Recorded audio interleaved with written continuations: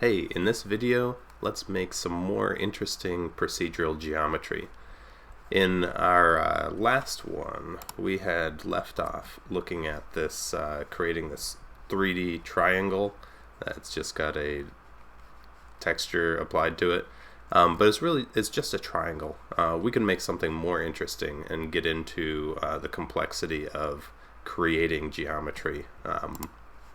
So I had a procedural geometry script, and I'm pretty much just going to copy this this script and create a different one. So let me remove that component and make a new C# script. I'll call this checkerboard. That's going to be my goal. Checkerboard, and I'll put that onto my object here instead of procedural geometry. But what I'm going to do is pretty much just copy my procedural geometry script. Let's grab that. That'll be a good starting point for us. Okay.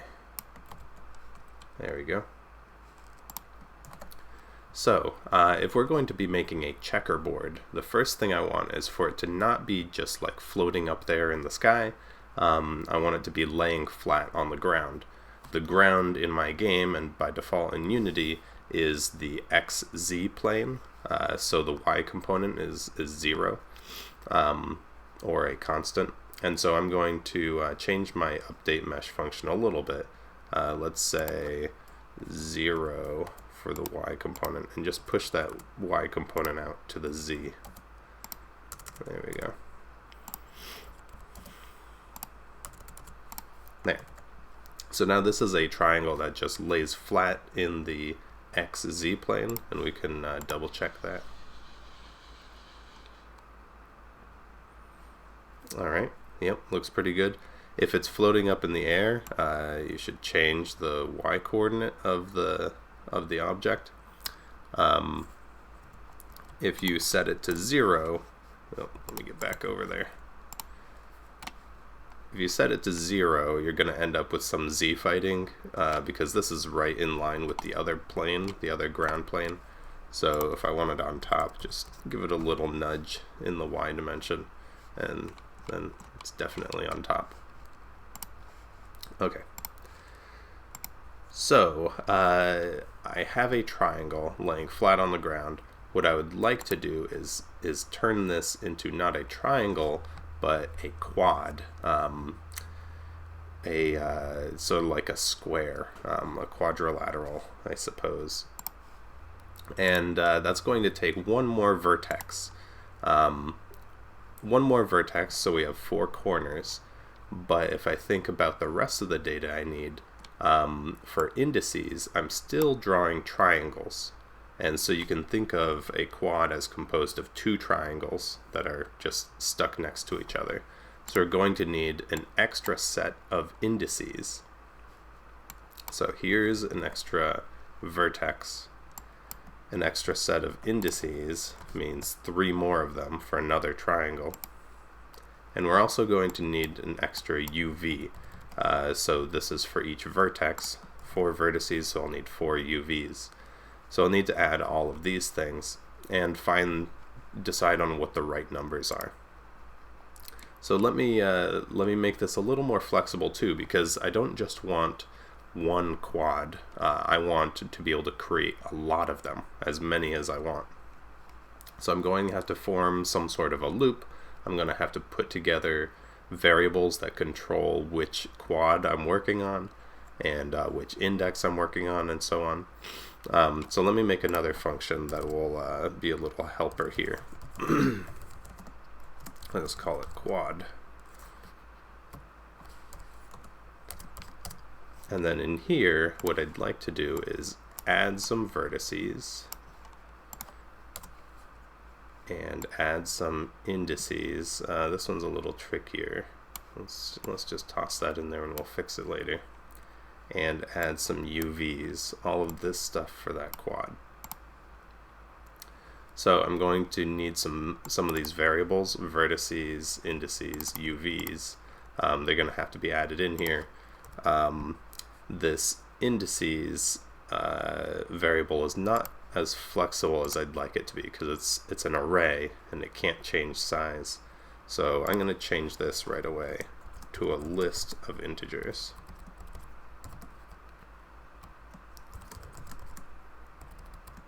Alright, so then it can grow. I'm also going to group these three variables above these functions, which are now just setting the vertices, indices, and UVs all at once when I'm done. And in the middle here, I want to call that quad function. So let's just say we need to pass in vertices, indices, and UVs. So that's a good start. A list of vector 3's called vertices. A list of integers called indices. And a list of vector 2's called UVs. There. So now I have to change this, the way that we add the indices, to make it actually add to a list.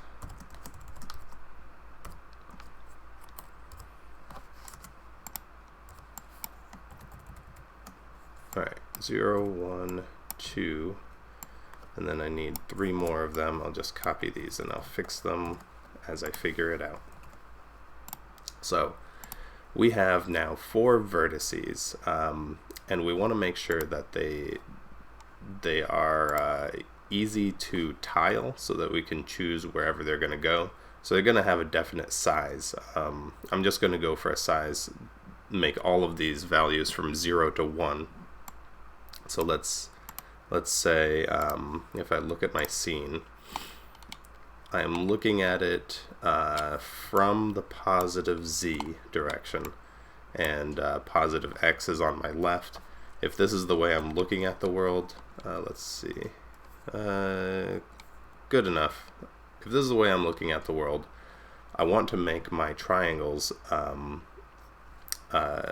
appear clockwise or counterclockwise. I'm just going to go with that way.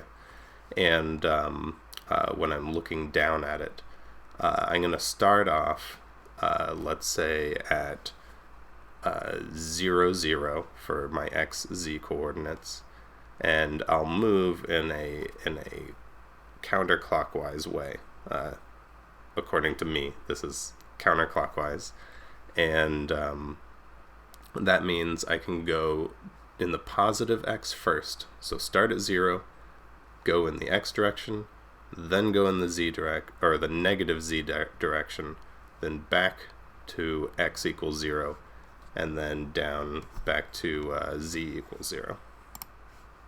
So start at 0, 0, go in the positive x direction. So here's 0, 0. Positive x direction, and keeping my z 0, and then move in the negative z direction, and then move back to x equals 0, keeping this z, and then it'll essentially loop back to that 0, 0 point. Alright, so that should be alright. And now I need to think about the indices for these. So this one is index 0, 1, 2, and 3. So I have 0, 1, and 2. That's fine. This forms the triangle from those first 3 points. Forms that triangle.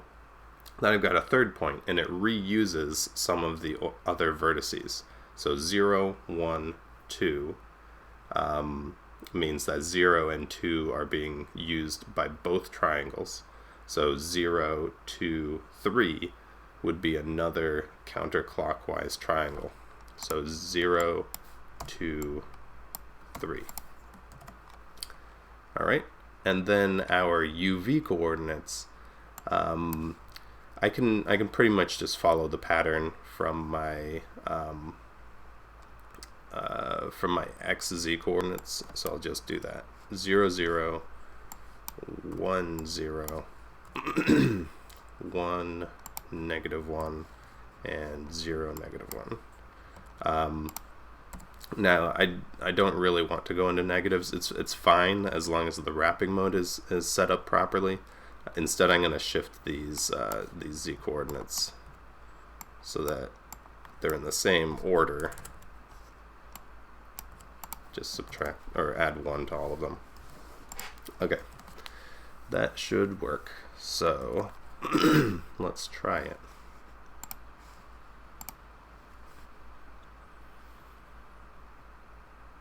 Okay, there we go. So we've got a little smiley face quad going on there. Let me move him around. Yep. Alright, a single quad. Now what I'd like to do is add multiple quads, lots and lots of them. So if I'm going to make a loop, what I'd like to do is maybe like choose an x coordinate. I'm just going to throw out some arbitrary boundaries on this thing. Let's say we go 10 in the x direction, and then we also loop in the z direction, z less than whatever, 5. And then each time we go through the inner loop, we'll make a quad. As it is, that those quads, we're going to make 50 of them, but they're all going to be stacked right on top of each other, sharing the same coordinates. So I need to be able to add some sort of offset that changes the vertex positions and changes the indices as well, because these indices need to index into the complete vertices list. So I need to have those x and z coordinates passed in here. Let's say x and z, but I also need some sort of index offset. So let me start off index equals 0, and let's do oh, this is fine, I'll just leave it like this. What I'd like to do is that every time I add a quad, the index counter gets updated. So I'll do that in the quad function. If I wanted that, let's say x, z, and int index. If I want that to happen, I should pass by reference in order to change this index variable. So let me pass by reference, add ref keyword in front of those. That way quad can actually change this index variable.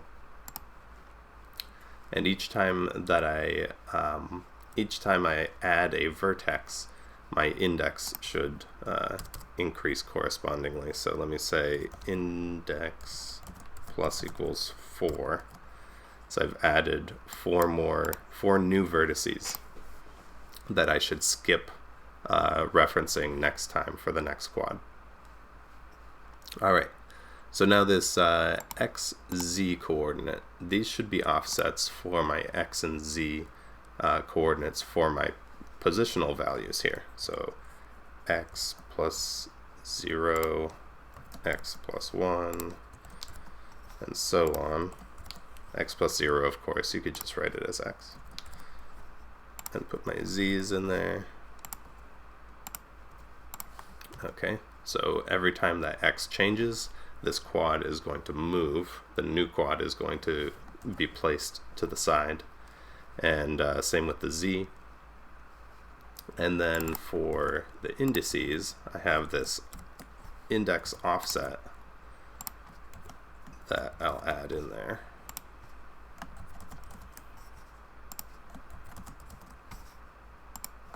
Sort of like a starting index where this quad is in the list of quads, and it adds the sort of the sub index, these 0, 1, 2, 3s.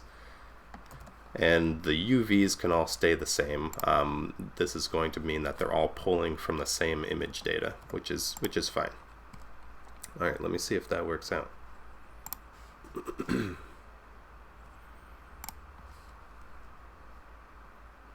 Cool. Alright, so we've got a tiled plane of smiley faces. That's cool. So I could go further, and I have a lot of control here now. I have a single function, and whenever I call it, it creates one of those smiley faces at this position. So I can do whatever I want with this. I could say, all right, here's x plus equals 2, so that we're skipping every other x coordinate.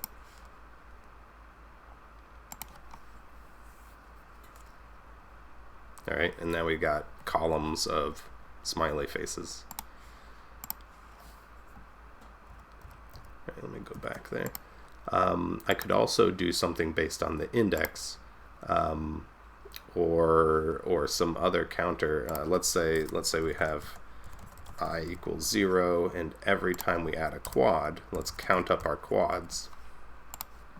So we increase that I by 1 every time we go through this loop.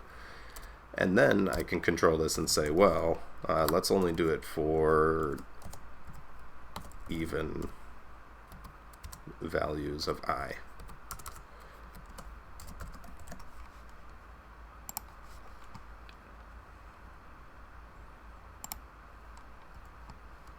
Alright, yeah. So now we've got a checkerboard pattern, skipping every other smiley face quad as we go. So that works pretty well. This this code is not going to make a checkerboard for every combination of dimensions here, but it's pretty good. It's not that bad. It works most of the time, much of the time. So mission accomplished. All right, I will challenge you to try a few things. First of all, take this idea of making new geometry and try making a cube. Try making it so that it's three-dimensional, quads on every surface, or triangles, a pair of triangles on every surface, 6 different sides, and make them all face outward so that when you rotate around it, it looks like a solid cube. That one is a nice challenge. If you want a much bigger challenge, try making a sphere. That one is a lot of fun. Alright, I'll see you in the next video. Try making a sphere. It is an interesting challenge of your math skills. See you then.